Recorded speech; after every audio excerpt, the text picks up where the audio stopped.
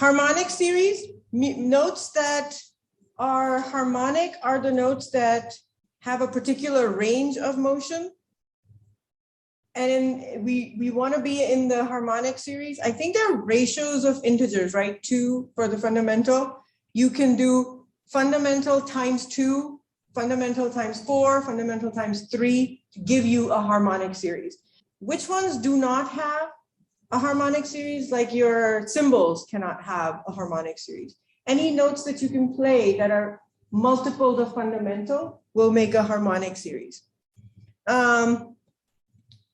Here's a very good note that I think of remembering how to remember a melodic interval versus an harmonic interval.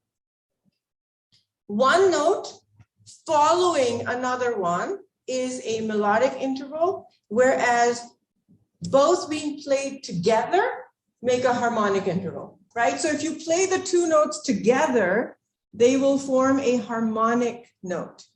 If the 2 are being played, the same notes being played one after the other, that's called melody. Multiple notes playing at the same time is also a chord. That is also true. Yes, and it also makes a chord, right? So multiple notes that you play together, and chords could be nice or bad. Dissonant. Yeah. And the notes that sound good together, consonants. Yeah. So no chords that are harmonic notes played together that sound nice are called consonants, and those that don't sound nice are called dissonants. Another terminology that's important is called just intervals versus just temperament. Just intervals are those intervals that are represented by exact integer ratios, 2 to 1, 3 to 4, 5 to 6, and so on, whereas just temperaments keeps all intervals at exact whole numbers. So they're not ratios, right? They're exact numbers that are separated by. Examples. What is an octave?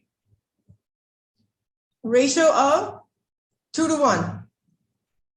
It could be 4 to 2. It could be 8 to 4. It could be 16 to 8. But the ratios have to be exactly the same. So this is what we discussed before on the piano notes. Remember when you were talking about piano notes? We said C1, what's the relationship between C1 and C2? It's the same ratio as it is between C2 and C4. C2 and C3, going back, right? So the ratios are important. For example, this jump is 2 to 1. 65 to 32. This jump again is 2 to 1, 130 over 65. So these jumps are the ones that are important. Or 261 to 130, same jump by 2 to 1. So that makes an octave. So how do we define the interval? We define them as either simple intervals or compound intervals.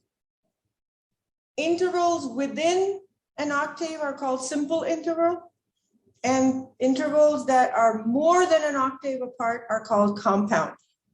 They're first, second, third, fourth, fifth, sixth, and then higher intervals are 9th, 10th, or higher. And here's another really good way of remembering it. Intervals that are represented by integer ratios are called just intervals. And the temperament, which keeps all intervals the same, are called just temperaments.